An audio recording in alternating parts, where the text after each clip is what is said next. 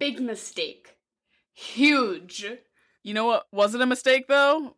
Was covering this movie.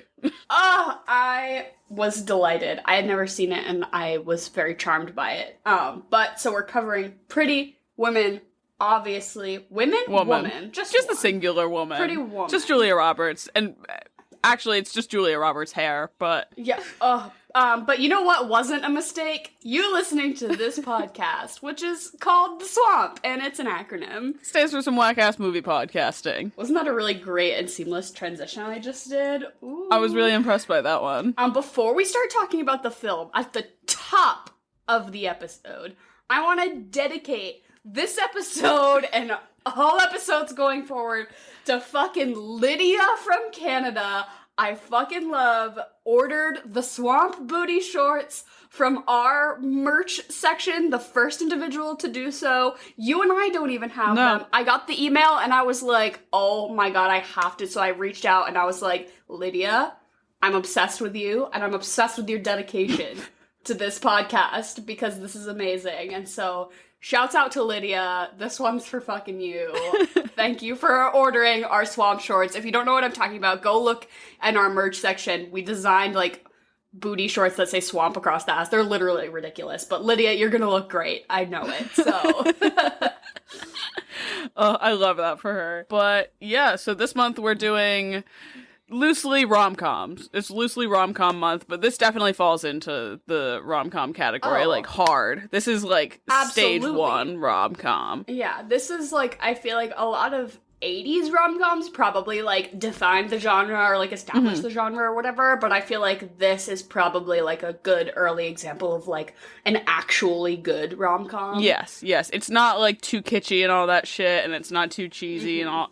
You know what I mean? Like you said, I was charmed, which I feel like is hard to be by, like, any, like, modern rom-coms. I don't find them charming. They're funny. Yeah. They're definitely more on the comedy side, but this had me by my tits. I was in a vice grip. These days, the only rom-coms that are charming are when not white people make them. Like, truly, like, nowadays when white people make rom-coms, I'm like, can you fucking take a back seat? Jesus Christ. We're over it. Yeah. But...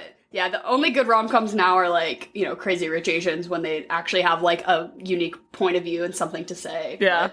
But that's a whole other conversation. But while I was fully anticipating despising this movie. I thought, yeah. I had never seen it. The only thing I knew was I knew that Julia Roberts is in it and she wears that stupid wig. And this is really gonna age me, like, on the young side of that. My most familiar reference to this was that somebody on the TLC show Toddlers and Tiaras had their daughter do a dance routine in the Pretty Woman, like the blonde wig and that little... No! And the backlash was insane. And it was a whole thing about, like, the show maybe getting taken off air or, like, you know, people getting canceled and, like, an actual discussion about, like, sexualization of... like, that's what it took. It took dressing a 6-year-old as, like, a sex worker from a movie to get them to... I thought it was funny. That's hilarious. Yeah, right? But so that was my... like, the Pretty Woman Toddlers and Tiaras scandal was my, like, reference point for this movie. But I knew the plot basically that a rich man was gonna whisk her away and sort of like help her fix her life or whatever. That's all I really knew about it. And obviously I know that Julia Roberts is stunning. S tier. She's just... and I don't believe anyone in the history of the universe has ever looked as stunning, gorgeous, beautiful, amazing as she does in this movie. Yeah. I've never seen a more beautiful person. Never. This is... glowing. It's, like, hard to watch, almost. Because I can't focus on anything else. It's just... because I'm foaming at the mouth. Literally. Like... I have to, like, manually push my jaw back up.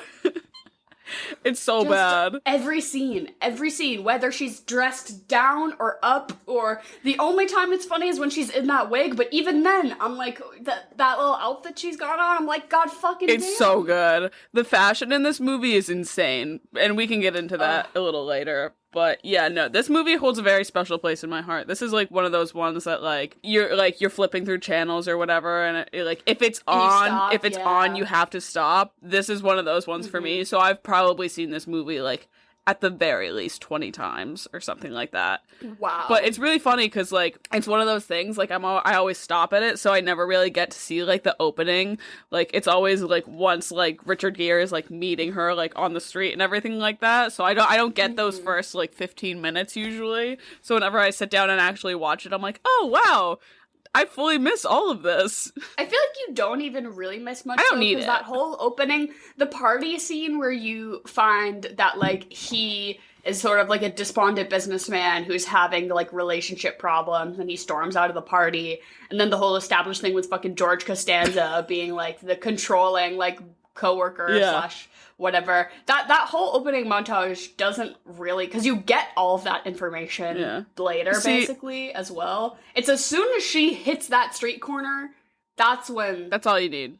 Yeah, that's when the movie really starts. Well, see, what I feel like I always missed out was the opening credits of just the LA smog. It's like a full, like, all of the title cards against, like, what I assume is supposed to be, like, a beautiful, like, LA backdrop, but, like, the day they were filming, it probably just looked so gray and smoggy.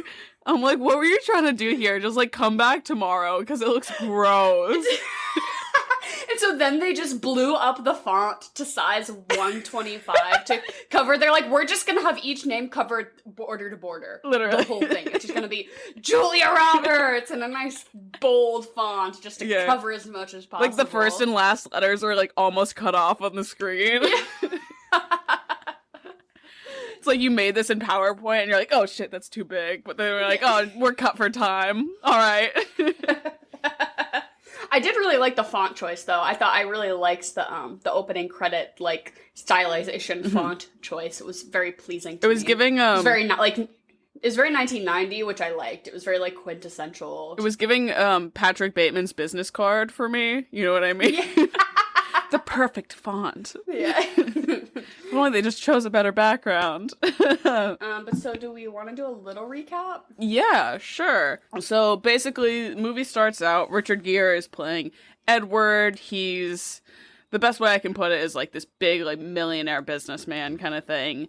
He's out on business in LA with his, like, what was it? His attorney is George Costanza. I don't know the actor's real name. But I'm sorry, like, and I don't know his character's name. I'm just gonna call him George Costanza this entire podcast, because that's who he is to me. So they're out in LA, they're at a party. Richard Gere is like, I'm not digging this, I'm gonna go. Ends up taking George Costanza's car, does not know how to drive it. He's, like, in Beverly Hills, ends up stopping on the street, like, looking for directions, he's lost. Pulls over, and then who's there but Julia Roberts, working the corner in her tiny little blonde wig and the most gorgeous outfit I've ever seen. She's sitting there, she's like, scooch over, you can't drive, I'll take it from here, kind of thing. She ends up bringing him to his hotel, she's, like, charming him, like, in the car sort of thing. She's, like, I don't even know how to put it, just, like, not even a quirky girl, I guess a little bit for, like, 80s or 90s rom-com standard, you know what I mean? She's like the unexpected, like, really funny and cool prostitute. You know what I mean? Yeah. Right, it's like when she's trying to charm him in, like, the sex workery kind of way, he's, like, not into it, but then when she's, like, saying fun facts about cars, he's like, wait, maybe you can stick around. Yeah. So basically what ends up happening, he's like, all right, you seem like a fun enough person. You want to come up to my room? We can hang out for the night, do a little something. She was like, yes, of course. That's what I'm here for. And they end up having, like, a nice enough time that, and also sex, but that Richard Gere's like, okay, and he's still there for, like, a week on business or something like that. He's like, I need, like, a companion. I need someone that's going to be able to, like, come to fancy dinners with me and all that. And he's, like, also, like, kind of digs this girl. So he's like, okay, I'm going to pay you all week to hang out with me. I'll buy you dresses. I'll buy you food. Like, just be my guy for the week. You know what I mean?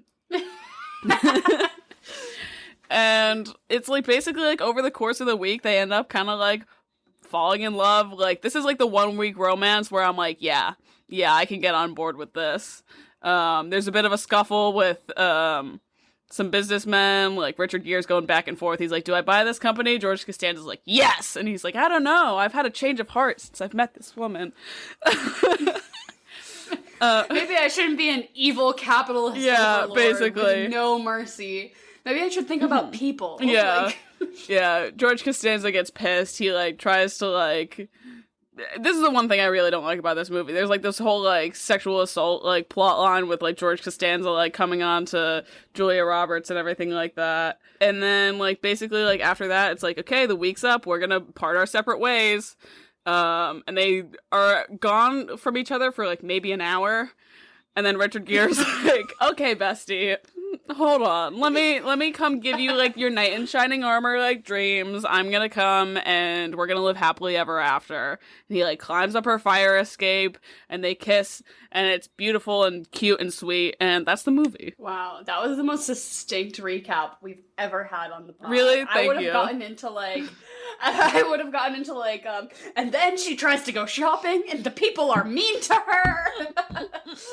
To be fair, their outfits in that boutique were fucking hideous. So, like, honestly, like, she dodged a bullet on that one. Yeah, it was, like, very much giving me that scene in Legally Blonde, where she's like, the stitching on this isn't from the 2006 collection. Like, I loved when she comes back and she's like, you work on commission? Big mistake. Huge. I'd always heard people reference that. I never knew what it was from until I watched last night. Yeah, no, the fashion in this movie is top tier. It's so, like we said before, I think my favorite outfit it's between Julia Roberts' opening outfit and her closing outfit. You know what I mean? Because the opening one, it's the high boots, it's the little, I don't even know what to call it. It's like, I guess it's a dress. The tight little, like, it's like a tank top and, like, this blue, like, tie-dye looking, like... And it's, like, held together... By, like, a ring. By, like, little rings. It's so hot. It's really amazing. Great. And the only person on the history of this earth that could ever wear it is Julia Roberts. Because, it's, like, the thigh-high patent leather boots with the dress, like, maybe that by itself could be passable or something, but then she puts this, like, huge red coat over it, and then the wig, too, and none of it matches. Oh, and she has, like, this little hat, like, this little, like, cabbie hat. Yeah, the little hat, too, and the red lipstick, as a whole, so disjointed, so problematic, like, in the choices, but it looks fucking great. If anybody, like, is trying to do this for Halloween, you will not pull it off, I'm sorry. Even if you're fucking Bella Hadid, you still could not pull this off. Only Julia Roberts in the year 1990 could pull this fucking shit off.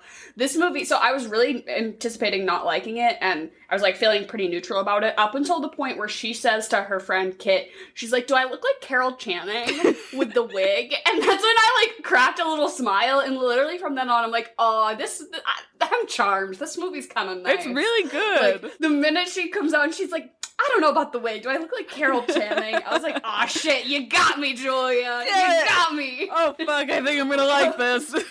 Yeah, but that opening outfit is iconic. Also, obviously, the red dress that she wears to the opera with the jewels is very, like, opulent and beautiful. Her hair in every scene, because, like, obviously in the beginning, it's, like, huge, but then sometimes she has it, like, half up, and sometimes she has it, like, all the way tucked with like, every scene it's fucking. So she dyed her hair for this movie. She dyed it more red. It's usually, like, an auburn, and they put, like, red, they did red hair dye. And I only know this because there's a fun fact about how they put detergent in the bath to make the bubbles bigger, but the chemicals in the detergent, like, stripped her hair of all the hair dye. So they had to, like, really quickly, like, re-dye her hair red. Oh my god. Like, after that scene. But her hair, I really like the outfit, like, the streetwear sort of, when she's still in the mini dress and the boots, but she has, like, one of his shirts. Yes. Like, tied her hair, up, or, like, she's got the thing wrapped and she's around got her, the red hair out. In the Rodeo Drive scene where she's, like, supposed to be still looking like a street walking hooker, but, like, she still looks today, gorgeous. That would be, like, iconic streetwear, like, today. If a celebrity was, like, out on Rodeo Drive wearing that today, like, the paparazzi would be, like, iconic look from Zendaya. Yeah. You know. Entirely. Men's shirt tied around the waist with thigh highs. Like, it's just funny how so good. Style changes. No, it was so good. I loved all of that when she was, like, still, you know, kind of stuck with only the one dress and had to, like, make it work. Mostly her hair in those scenes is fucking crazy. See, I really liked the end one where she's like getting ready to like she's like packing up her stuff. She's decided she's gonna like move to San Francisco after this. She's in her apartment, and it's so Princess Diana 90s. It's like the mom jeans and like just a white t-shirt and the big blazer over it. I was sitting there, I'm like, oh, she's a changed woman. Yeah. And she looks so good. Also, the one right before that is also kind of Princess Di. It's like a coral, like high-waisted shorts that kind of come to above the knee with the coral also like blazer over it, but then like a shirt. yeah. And she's having lunch with Kit at the.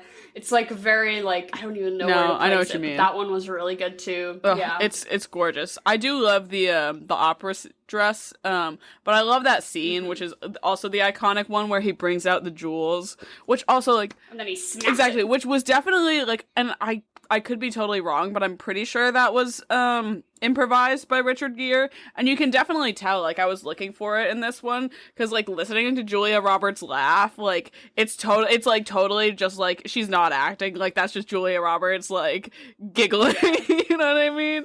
Yeah. Which, like, that's another thing about this movie. It's so, like, for the girls. Like, he pulls out the diamond, like, you know what I mean? He pulls out those diamonds, and I'm sitting there with my eyes glued to the screen. I'm like, oh, God, that's gorgeous. I would have, when he says these cost $250,000, if I was her, I would be in that elevator, plotting and scheming, kicking off my heels, hiking up the dress, ready to fucking run. Like, he's like, I have these on loan from the jewelry store, like $250,000. Dude, I would have been, like, ready to book it off that elevator, leave him in the dust.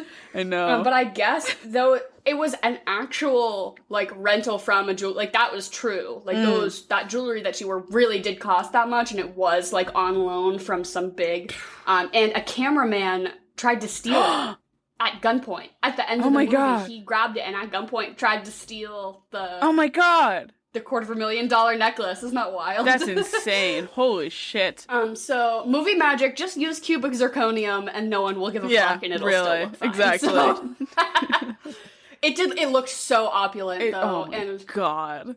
Like, not only was I drooling over Julia Roberts in this movie, I was also drooling over the diamonds. It's just amazing. Yeah. But no, this movie... Oh, and her hair in that scene, too. It's charming, but this movie is unbelievably sexy. Oh, I thought you were going to say sexist. Well, that too. Okay, wait. When he fully cunnilinguses her on that piano... Oh my God. It was... I was sitting there, I had to, like, strap myself in, like, buckle up for this scene. So I know what's coming. I did not... In the middle of the hotel. Like, people are just trying to, like, clean the ballroom and everything like that. And he's like, sorry, guys, can you, like, leave? I just gotta, like, tongue fuck this girl that I love. I just gotta go to town. There were a few moments where I actually, like, believed in there. They had really great chemistry as actors, but as characters, I didn't really love, like, I wasn't necessarily rooting for them, but, I almost did want at the end for, like, her to go and to, like, you know, live her own life and not be dependent on this man for, like, the, you know, progression of success in her life, whatever. But the actors obviously had really great chemistry, and there were a few key moments that I was like, oh, fuck. Like, yeah, I'm buying this, and that was one of them. I was like, oh shit, I'm fully bought in now. I'm there. Yeah, Richard Gere in this kind of looks like a hot weasel. You know what I mean? Oh my God, literally, he's like not that traditionally. He just looks like some guy. Yeah, but like in this, I'm sitting there, I'm like, fuck. Yeah, I literally at the beginning I thought it was Dustin Hoffman, and I was like, is this Dustin Hoffman? And then I was like, no.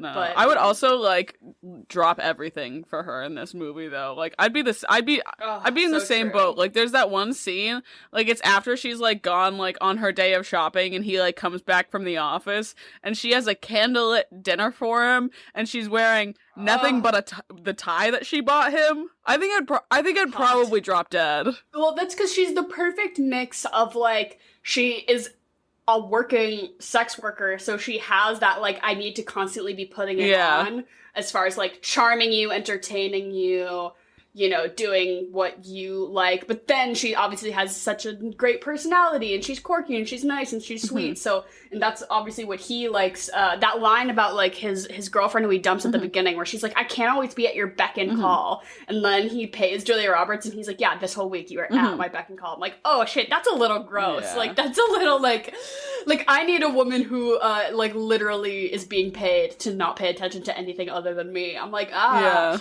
didn't really like that. But she obviously has that, like, I'm here for work, and they have this sort of back and forth a lot of, like, oh, only because you're paying me to, right.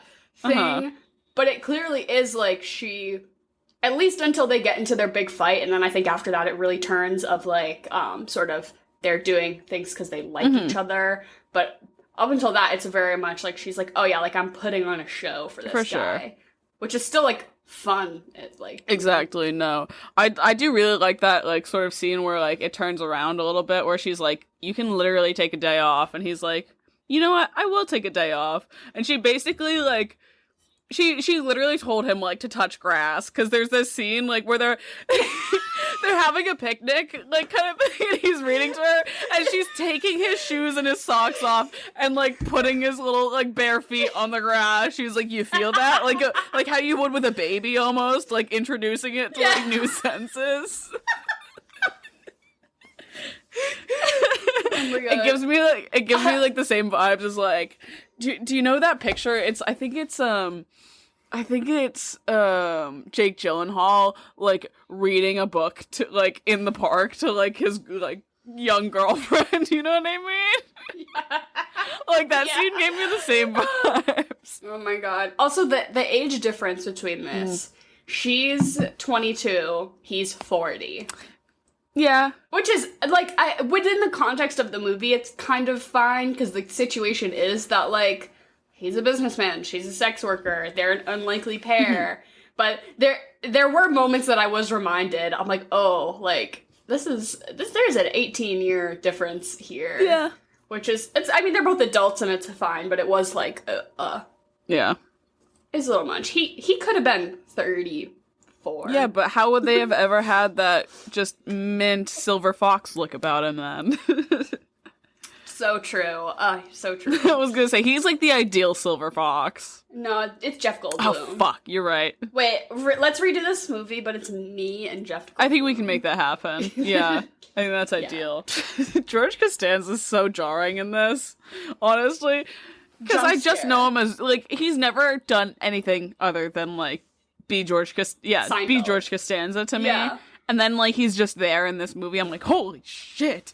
George, what are you doing here? George, what are you doing? So, that was definitely a jump scare. An even bigger jump scare was when he was in the Twin Towers. Yep. I feel like there's, like, so many 90s movies is, like, jump scare Twin Towers. Right? Like, just to imply that somebody, like, is a highfalutin businessman or something. They, like, so, but it's, like, jump scare George Costanza in the jump scare Twin Towers, and I was like, oh, shit.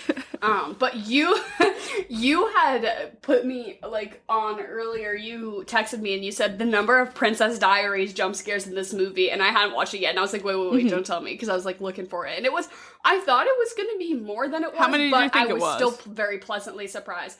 I know for a fact it was 3. Okay, yeah. But I only caught the 2. I had to IMDb fun fact that third about the one. Receptionist. No, the waiter, the guy who catches the snail. Oh, so is it really? Yeah, 4? I didn't. That's him. Okay. Wait. Yeah. So wait. So he does the same thing in that movie. In that. Yeah. Yes. That's what it was. Yes. Yeah. Okay. Yeah. Yeah. Anyone who doesn't know what we're talking about. So first we have. Yeah. So we'll let you in on it. Julia Roberts is struggling to eat a snail at a fancy dinner, and it flies out, and this, like, waiter standing off, he catches it, and he says, oh, don't worry, it happens all the time. And then in Princess Diaries, when Princess Mia is also struggling to eat something, and a piece of food goes flying, he also catches it and says, like, it happens all the time. So it's the same. Obviously, it's, like, a very clear referential. Like, they got the same actor to do the same thing to have a Pretty Woman reference. But very, like, cute little Easter egg there, which, again, I wouldn't have caught unless I had, like, read the fun fact. But the big first one was obviously Joe from the Princess Diaries. He plays the hotel manager in this one. And, like, kind of a similar guy. He's a little softer in this movie. Yeah. But still a very, like, I'm that guy. Like, I'm kind of a hard ass, but I really have a heart of gold kind of entirely. guy. And then, obviously, the makeover guy is also the makeover guy in this movie. Yeah, really typecasted him. But so what's the fourth one? So the receptionist, like the hotel like desk receptionist kind of girl. She's got like the big glasses, kind of like how you have. Honestly, she plays basically, what is it? Kind of the receptionist, or like the queen's like personal assistant. You know who I'm talking about? Yeah, who buzzes me into the house on the first. But I mean, this all like makes total sense because the guy that did Pretty Woman, the director, directed both of the Princess Diaries. So he just ripped them all and was like, "Hey, come back. I want you." And they're all the same person. Can you reference my most successful? Yeah, can we do some references to my most successful film, please? Thank you. But no, I do love that because obviously these two movies have the same fucking vibe, and they're just both so charming and lovely and personal favorites. Chocolate, Vanilla, Jen here to host her interim podcast segment, a game where she presents two options and we all say which one we like better. Yes, that is correct. Jen is here. How are you? I'm good. How are you guys? I am stunning today. Thank you, Jen. How are you? I am good. You are, yeah. All right. And Jen, is there a theme this week for chocolate or vanilla? So there is a theme. I'm gonna say movies that are also song titles, and you have to say if you like the movie. You have to say if you like the movie better or the song better. Okay. The movie or the song? Okay. Yeah. This is good. Chocolate or vanilla? Chocolate. I'm going back to vanilla this week. Yeah. It was short-lived. It was a phase. It was just a phase. I'm gonna say chocolate. The first one is Pretty Woman, the song or the movie. I'll give it to the movie. The song's pretty iconic, and I mean the movie's obviously named directly after the song. But for the amount I enjoy a listen to Pretty Woman the song versus how much I enjoyed watching the movie, I'll give it to the movie. Yeah, it's tough because I do really like the song. It's one that like comes on in my car and I'm like definitely like singing along to. I feel like Roy Orbison with my fucking sunglasses on. I'm like, Pretty Woman. But I'll give it to the movie. All right, I'll give it to the movie also for the sweet. Next one is Sweet Home Alabama. So that's the one where it's like Reese Witherspoon, and she's like a big city gal, and then she goes home and falls in love, and it's like maybe you can't take the country out of the girl or something like that, right? That's kind of. I've never seen. She was like already married to a guy from back home, and they never got divorced, so she goes down to try to get divorced, but turns out she's still in love with him. Huh. Interesting. I've never seen it, but I have shelved it at the library many a time, so I will give it to the song, because that was my go-to on Guitar Hero growing up, and I could do it like on hard mode, so that was like my flex, like my social flex at parties, was like that I could do Sweet Home Alabama on hard mode on Guitar Hero. For the Wii, so. I was gonna say, no, I'm also gonna go for the song. I remember playing that with you and you crush it. My one talent. All right, I like them both, but I actually really like that movie. I think it's funny, so I'm gonna go with the movie. Next one is Babe. So like Babe, Pig in the City, or Babe, the song by Styx. I have a feeling I know what Dara's gonna go with. Babe, Pig in the City? Yes. Yeah. It's definitely the movie for me. If you said like Babe the song, I cannot hear it. I do not know it. You would know it if you heard it. You would totally know it if you heard it. But no, definitely Babe, Pig in the City. Come on, unmatched. I don't think I'm aware of like either pieces of media here. Like the amount of times we've talked about Babe, Big Pig in the City, like on this podcast, is outstanding for the fact that I have no idea anything about it. I could not tell you a single thing. Except that there is a big pig in a city. And his name is Babe. But also, I don't know the Styx song. So just for how iconic the movies become in my head, I'm going to say Big Pig. All right, I'm going to go with the song. Emily, you have to Spotify Babe by Styx. You're gonna love it. You're gonna turn it up. I'm sure I know it, and like I do get down to a bit of Styx sometimes. So I don't want to sing it because then you will not recognize it. But okay, I'll check it out after this. Okay. Next one is Breakfast at Tiffany's. Prince versus. No. Does Prince sing that song? No, Deep Blue something. So. I think it's Deep Blue something. Oh, I'm thinking of Raspberry Beret. What the fuck? Who am I? I have never seen Breakfast at Tiffany's, and I just associate it with like tacky Marshalls decoration, like that Audrey Hepburn in that like outfit. It's like everyone's like ugly poster that they have in their room. So I'll go with the song. No offense if you really like Audrey Hepburn and have a decor of her in your home. It's just a little too available for my liking. I actually really like the movie, so I'll go for that. And Audrey Hepburn is just great. All right, I'm gonna go for the song.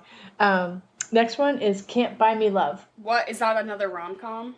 Yeah, it is. It's totally a rom-com. It's like a 80s high school kids rom-com.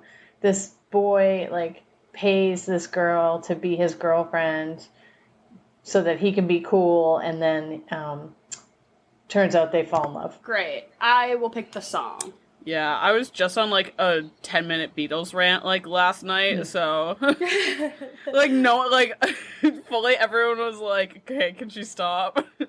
If I know anything about Emily, it's that you're a Beatles bitch. Yeah, I am. I've for some reason I got really insecure about being so into the Beatles, but I'm starting to embrace it again. So for that reason, the song. You should be very proud of that. There's no shame in being a Beatles fan. Yeah. To the degree that like I am, it's a bit much, but I was gonna say I could count like at least like 10 different items in my room right now that are Beatles related, so it's a lot. But I think it's awesome. I'm gonna pick the song too. Next one is Disturbia. So the Shia LaBeouf movie or the Rihanna song. Shia LaBeouf. I don't know if I'm familiar with the movie, but fuck Shia LaBeouf, and all hats off, but also all of my clothes are off for Rihanna, so I will pick Disturbia. That song was so iconic. Every like so basement church dance goes so hard. Did you ever go to those? No, I did not. I was definitely there. Yeah, I have to go for Rihanna, obviously. Yeah, me too. I'm gonna go for the song. The movie was like he was on house arrest and he was wearing an ankle bracelet and he could see stuff going on out his window, but he couldn't do anything about it. It's like a horror movie. Yeah. Huh. Next one is E.T. So like E.T. the movie or the Katy Perry song. That song does go hard though. Definitely the movie, though, because I feel like I remember when that song came out, I was, like, entering my, like, I'm too cool to like pop music phase. I think I was in I want to say we were in 6th grade when that song came out, and that's when it was, like, suddenly if you liked anything that was top 40, I like, had to reject it.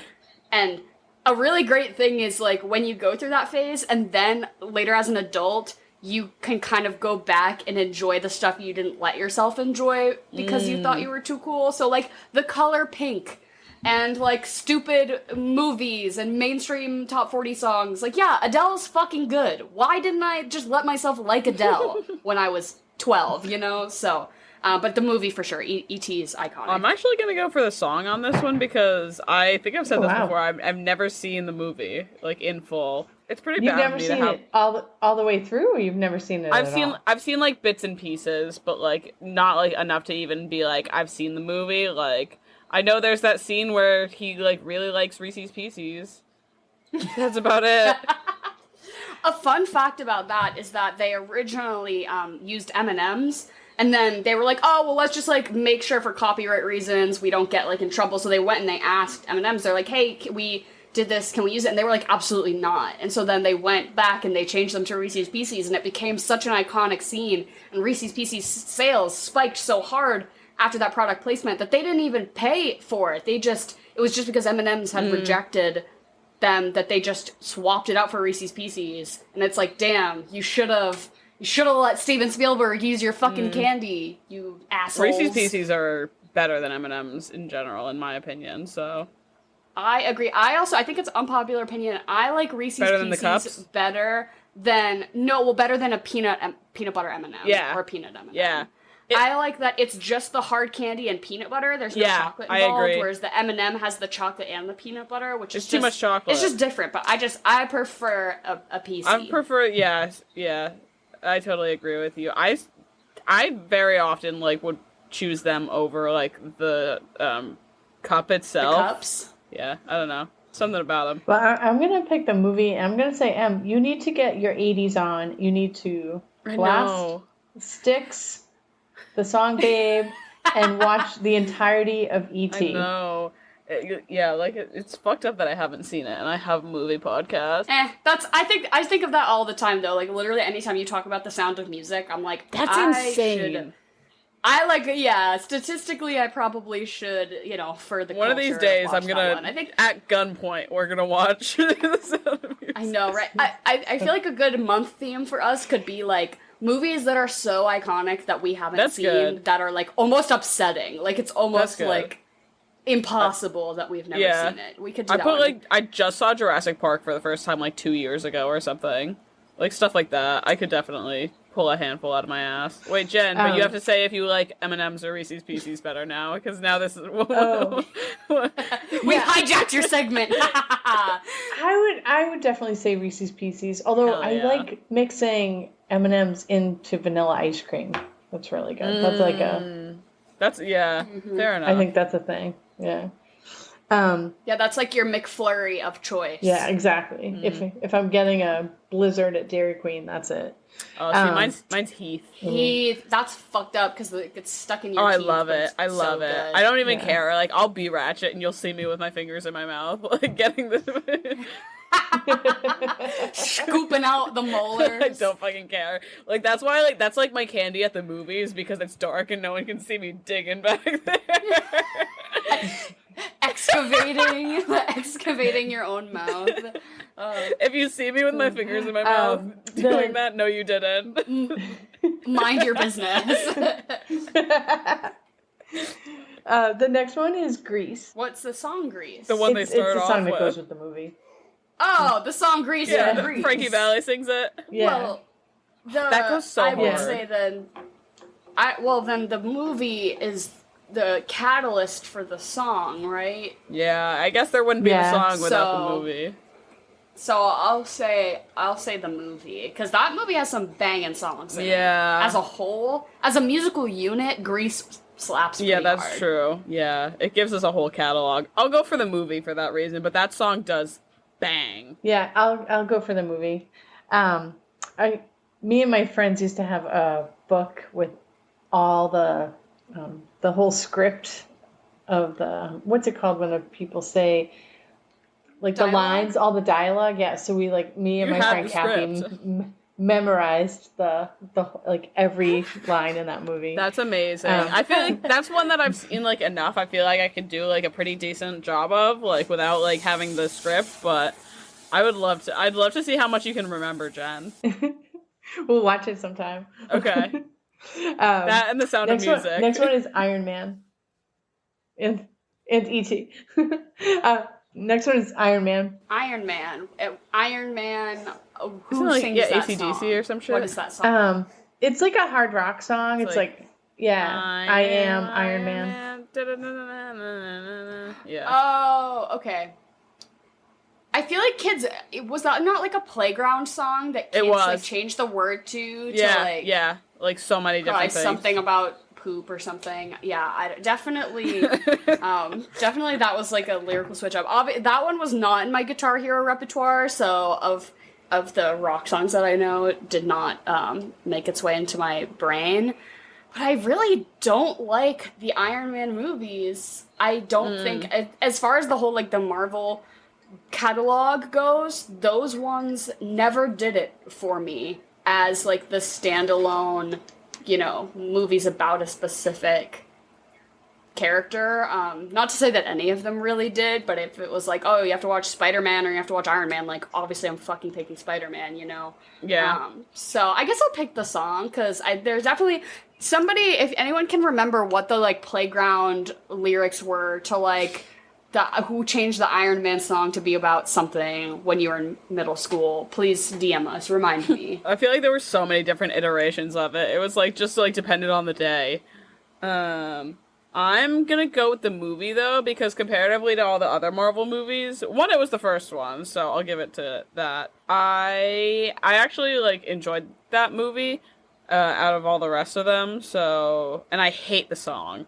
I think because it was, like, a playground song and everything like that, and I heard it so much as a kid, so I'll go for movie. Yeah, I'll take the movie, because I wouldn't pick, I'm not, like, really into headbanging songs. On a side note, Erin saw the new Thor and said it was amazing. She said it was really good. Really? I've heard it's awful. Oh, she said it was so great. many different things. That's wild. Yeah, I've heard really mixed reviews then, I guess, because people are complaining about the CGI, the lack of, like, because when you just film people in front of a green screen and then you digitize everything in, if you don't adjust the lighting on the person, they just look like that they've just been placed in because they have. Yeah. And I guess there was a lot of that, like, almost to a nauseating effect where, like, what you were focusing on didn't match the background lighting-wise, that it was just, like, very, like, disconnecting. I don't know. I've on CGI Twitter, on graphic effect Twitter, they have not been happy about it, and I've seen a lot of, like, this is true of every Marvel movie that comes out, though. There's always criticisms about, you know, the lack of, you know, just the overuse of VFX and everything. But yeah, I'll probably watch it once it comes out for free on streaming, just to see. Because I do like Taika Waititi, but I wouldn't blame them for just sort of cashing it in on these movies, because why the fuck wouldn't you? Like, anyways, that's rant over. I'm sorry. Next one is Jumpin' Jack Flash. So the Whoopi Goldberg movie or the Rolling Stones song? Well, I don't know either, but you said Whoopi Goldberg, so I'm definitely gonna go with the movie. I really dig that song, and I don't know the movie, so, but yeah, similarly to Dara, I do love Whoopi, but I guess I'll go for the song on this one. Yeah, I'm gonna take the song also. Next one is St. Elmo's Fire. That's a song? Yeah, well, it's a song. Again, it's a song that goes with the movie. Okay. I always think of St. Elmo's Fire as, like, Breakfast Club 2, Electric Boogaloo, It entirely is. I do remember feeling very cultured after I had seen that movie. I think I definitely watched it when I was like 11 or 12, and I was like, wow, this is film. Like this is cinema. This movie is old and it's saying something. But I really don't know if I've watched it since. I think I've only seen it like maybe once. But I'll pick the movie, because why not? I'll go for the movie. I remember not liking it very much when I first watched it, but like watching it after graduating college, I was like, okay. I can find some relatability in this. Yeah, I'll pick the movie also. I would turn up the song if it came on the radio though. Last one is Stand By Me. So like Benny King or the Stephen King adaptation with the four boys. That's so hard because those are both so good. I had to pick the movie. I adore that movie. But that's a really tough one because the song is great too. But I'll stand my ground, and my idea is to open a production. I just moved to Maine recently, and my idea is to open a production company in Maine that only does adaptations of Stephen King works. To do like a specialized movie production studio that, like, if you're gonna adapt a Stephen, like, you are legally required to come to my Maine-based production studio so that you can get your Stephen King adaptation produced. That's my business idea. If anyone wants to fund me, I like that. I am, because Stephen King movies aren't doing well enough on their own. Like, no, tanks. Just to, make it more local, Maine-centric. Okay. Let's bring it back to its roots. This is another fucked up one that I haven't seen the movie for, but I do adore that song, so I'm gonna take the song. I'll go for the song. Yeah, I'm gonna take the movie. That's another one you should totally put on your list. Yeah, is it like a heartfelt one? Like, am I gonna cry? Yeah, definitely. Yeah, well, yeah, Okay. yeah. It's just so... And also, like, it's just sad because River Phoenix is in it and he's dead. Yeah. So that's, like, something, but... Yeah. Okay. So that's it for songs that are also movie titles. Amazing. Exposing me once again, Jen, for how uncultured I am as far as everything. Every week you always ask me things and I'm like, what the fuck is that? And I'm sure people listening are like gripping their seat because they're like, why am I listening to this podcast hosted by this girl who doesn't know fucking anything? It's probably because I'm the wrong generation for like...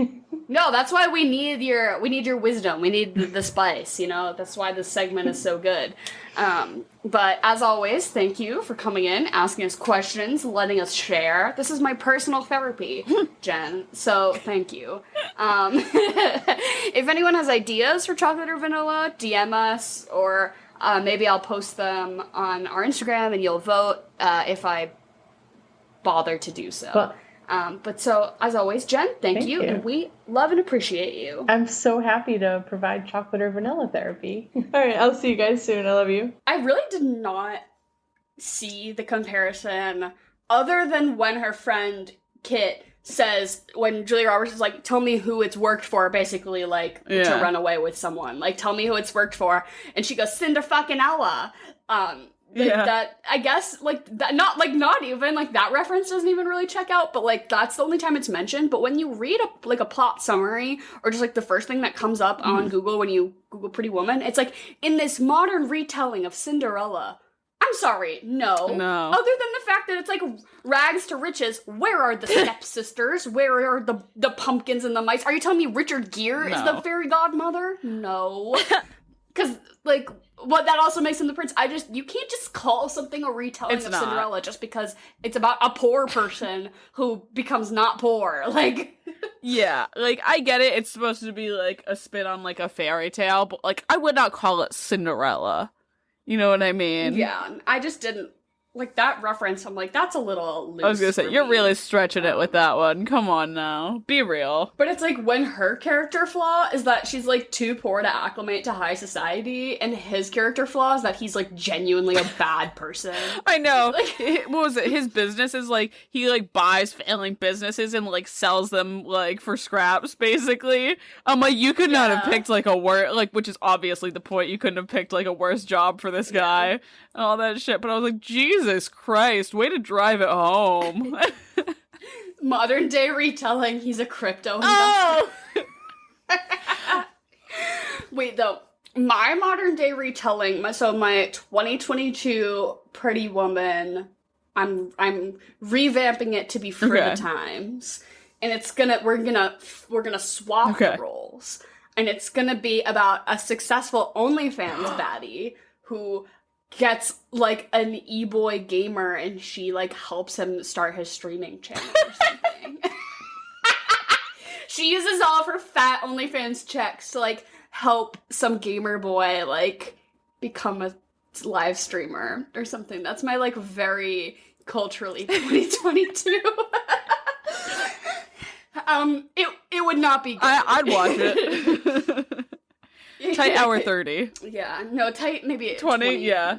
It's actually just this is a skit on SNL. Fair, yeah. That clocks. Yeah, no, I will say this movie is very cute. I think it's extremely I wouldn't say sweet, but it is cute. And like you said, like, they do have amazing chemistry. Like, there's one scene where they're just, like, laying in bed, like, talking about, like, themselves kind of thing and, like, getting to know each other. And I'm like, oh, look at them. They're so cute. And then, like, especially, like, the ending. Come on. He comes in on his fucking, which is, like, this is, like, the biggest, like, fairy tale ending kind of thing that you could do, is he comes riding in on his limo with the fucking top down, basically, with an umbrella and roses, and he, like, climbs the tower because she lives on, like, the 3rd floor of her apartment building, and he's afraid of heights. Ooh. I don't know, like, it's just one of those things, I'm like, it is a little corny, but, like, I was like, okay, you got me, this is cute, I like it. That's fundamentally the bones of this movie rotted. osteoporosis. The structure of this movie is rotted. Like, the idea, the concept, the sexism at play, the whole thing. Even, like, the romance between them is not good or believable. The certain portrayal of, like, sex workers and women, just the whole thing. In 99 out of 100 scenarios, this movie is fucking trash. But I think this shows that a almost unsavably bad concept can become a good movie with good writing and good actors.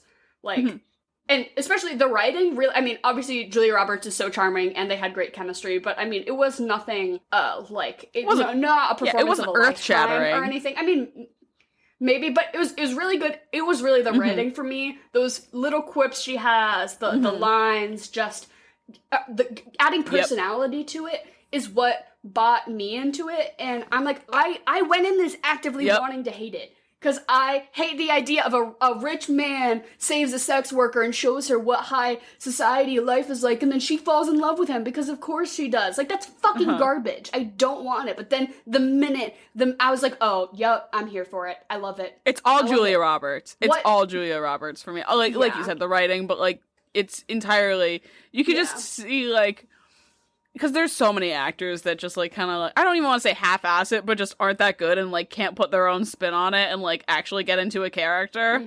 I'm like, you could tell me, like, this is who she is as a person, and I'd be like, yeah. Well, I think when you're that hot, you can kind of just show up. I guess, but, like, that's the thing, is when you're that hot, you can just show up, but, like, when you actually act and, like, put your, like, effort into it, I'm like, yeah, then you have this movie.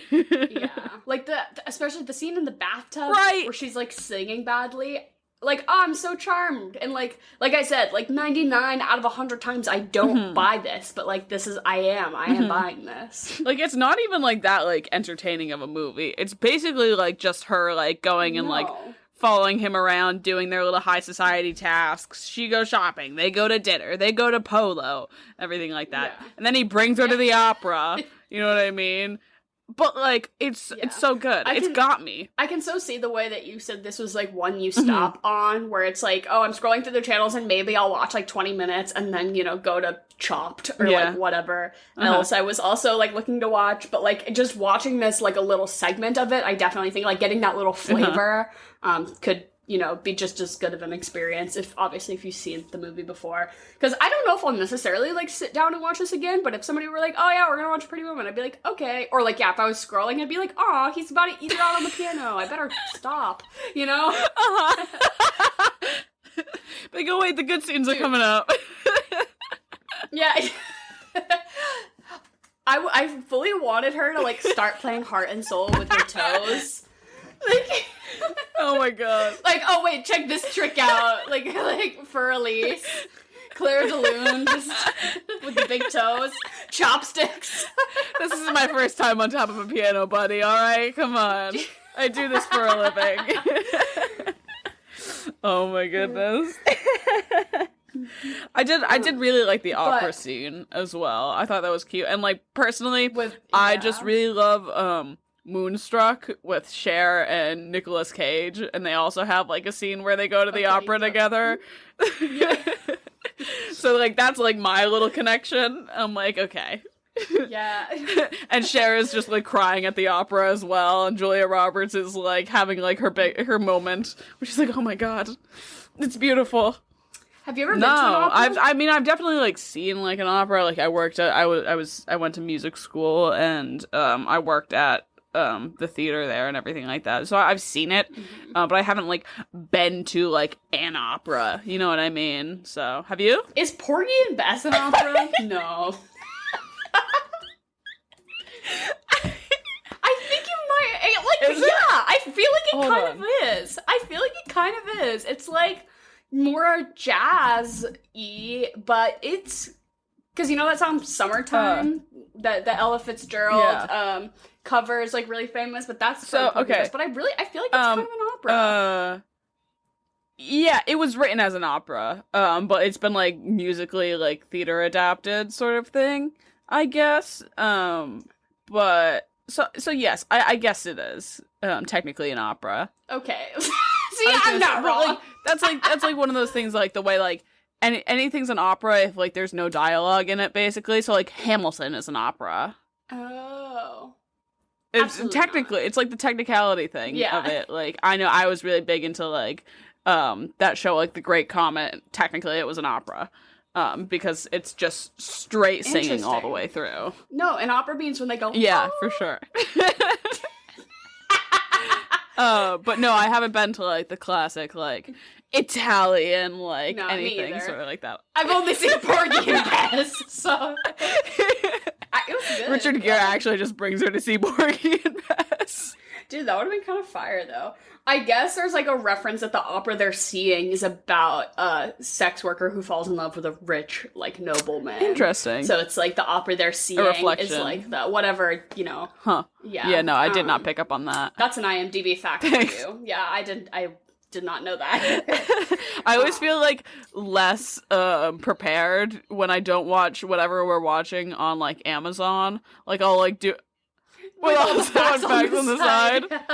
Oh my gosh, shit. I rented this on another platform today. Fuck. Fun fact, the Twin Towers were destroyed in 2001. No, sorry. That's... it's not too soon, I love so you're fine. It's...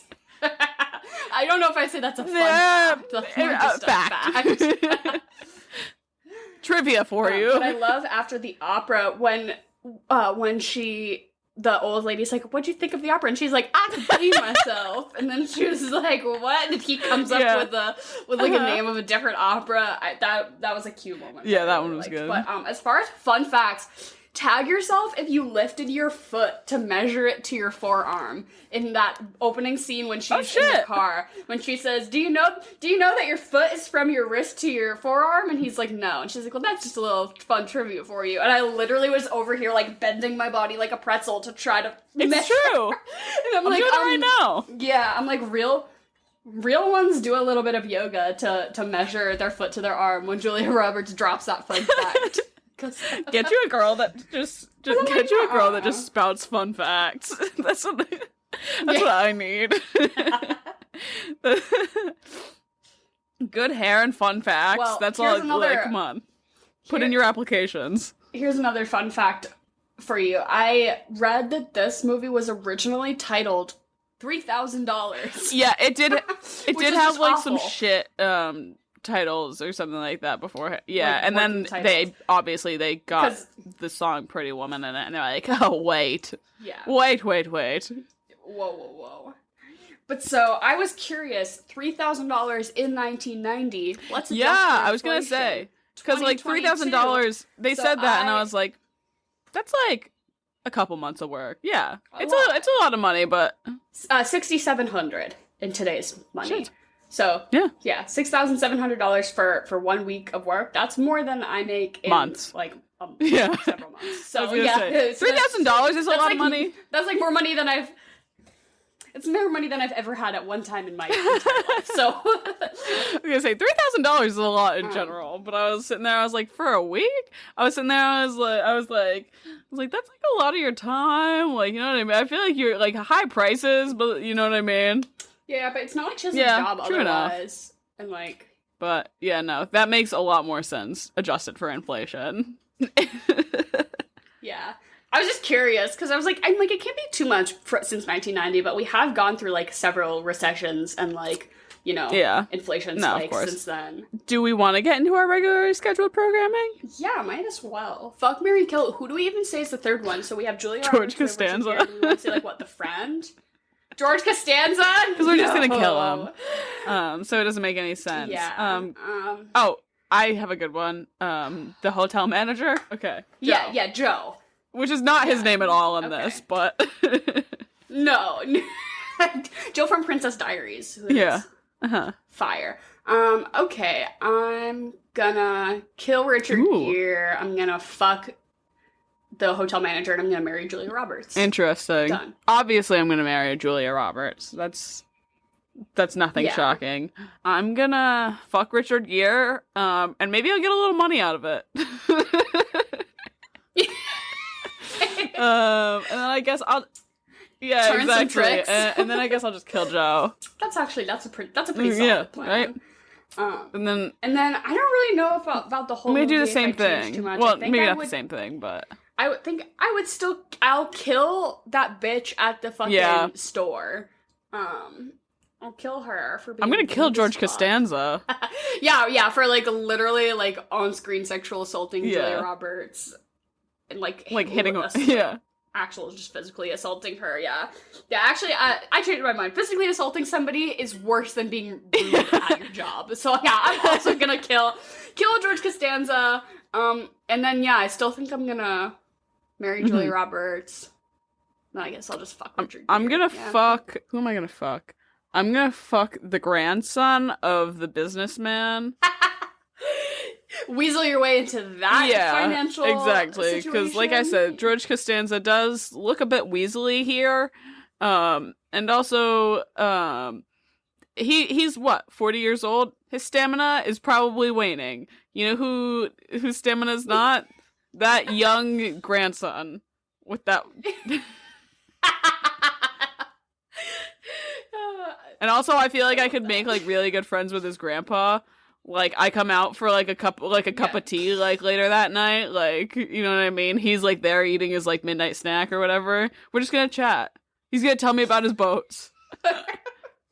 Maybe we into that relationship as well. Yeah.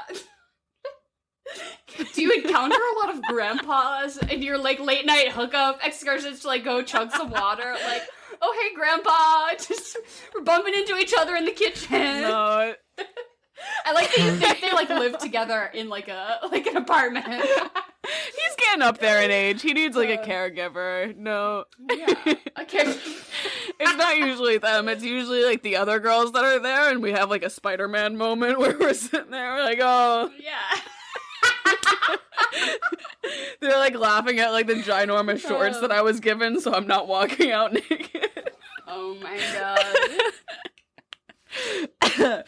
But okay, so what are you gonna eat and drink for this? So I had an idea for a little cocktail. So there's that scene where they have strawberries and champagne, and that's sort of like him charming her, whatever. Yeah. Or like, you know, it's a whole thing. But I think just straight up strawberries and champagne is a little too on the nose. So there's also that good scene where she's like hiding the floss behind her back. And there's like, they have like a weird little exchange of like, he thinks it's drugs and then it's not. And so floss, minty. So I think you do like a strawberry mojito champagne cocktail.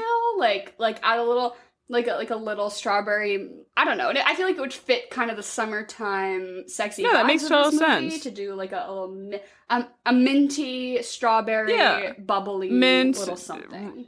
Maybe not rum, maybe vodka. Yeah, or like gin, or like a little, I don't know. Or maybe you don't even need too much, because if you're gonna use champagne as well, it'd be like no club soda, just champagne. Yeah, that's good. Yeah, I went for a similar route. I just like a strawberry champagne cocktail. Puree some strawberries, put in some champagne, a little lime juice. Perfect.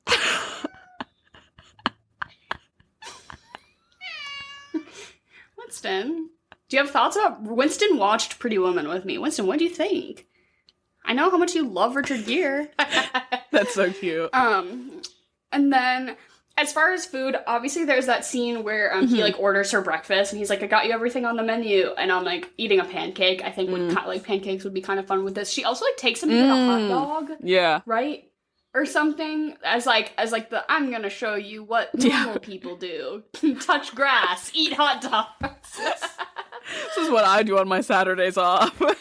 But obviously I think you should go more for the like normal person food route, rather than like all the food scenes where they're eating like grossly fancy, like weird. Don't fuck with that. See, I said like something like normal people like fancy, I guess, which like you do like the strawberry like champagne cocktail, and then personally I would just want to eat like a chocolate lava cake kind of thing with it. Very decadent. Yep, exactly. Yeah. Decadent. Just really like, I feel like the flavors are gonna balance out. Really chocolatey, a little strawberry, a little champagne. Perfect. Yeah, maybe like a cheesecake too. Could obviously vary. Any rom-com just goes with a cheesecake. Yeah, eat a cheesecake in the bath. I'm telling you.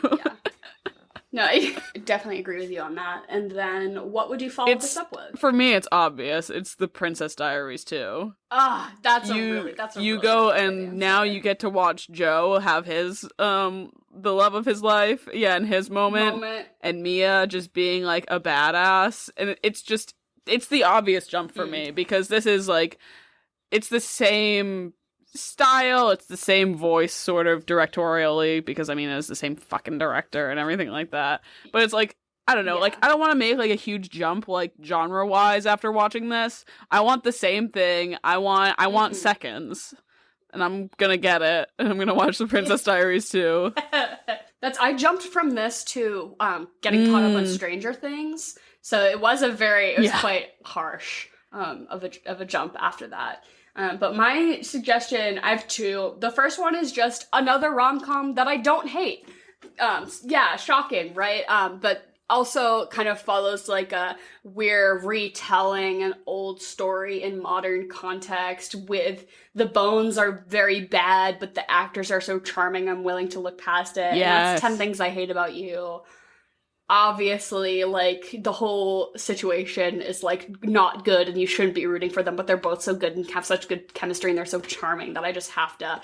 And the dad in 10 Things I Hate About You is the makeover guy. Oh, yeah. So, yeah. So that, like, you know, sort of circles back. But that's another rom-com that I, like, also will stop if it's on because I like it so much and I notoriously hate rom-coms. So just another rom-com that I like. And then my more solid connection is Jerry Marshall, who directed this movie. His sister, Penny Marshall, directed A League of Their Own. Stop. So if you want, like, an actual nice empowerment woman moment to kind of go from, like, all the feminism left my body when I watched this movie, and if I need to, like, re-interject it, watching Gina Davis play baseball will do that. So if you go watch A League of Their Own, and that's, like, maybe not a huge genre jump, but more than just, like, watching another rom-com, but, like, still kind of a nice, lighthearted That's a really good one. So that's my suggestion. And then out of 10, I'm going to give this a 6.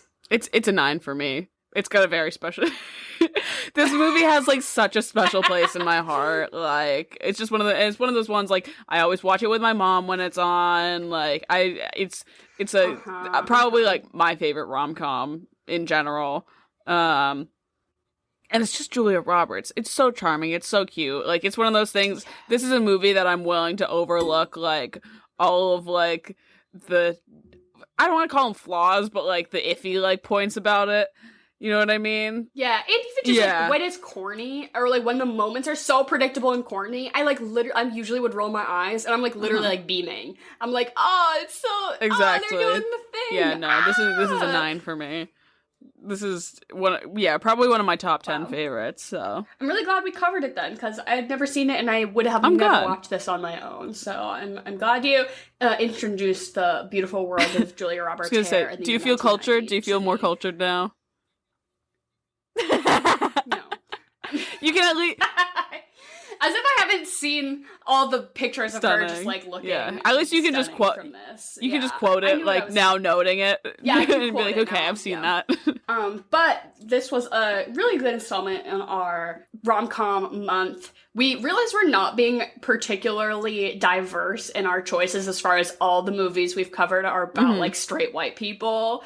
But we wanted to, like, hit a lot of the big points in the genre of, like, the quintessential trying to be funny one, and then, like, the more, I don't know, we're trying to more go through the genre, and looking back, I'm like, oh, damn, we're just, like, only covering movies about straight white people, but that really is, like, 95% of them, but not to leave out the conversation about some of the more new rom-coms that are a little bit better and saying something. I don't know. Yeah. I just wanted to mention that. But continue to send us your suggestions about rom-coms of what we should cover. And I think we're playing it pretty fast and loose next month. So literally any suggestions you have for movies at all, definitely continue to send those into us. Our description below has all of our social links and everything. Literally go check out those fucking booty shorts, even if you don't want to buy them. They're like $20 or something, but just look at them because they're so funny. And yeah, continue to hit us up with all of your suggestions, chocolate or vanilla, movie stuff. Just say, hey, we appreciate you, and goodbye and good night.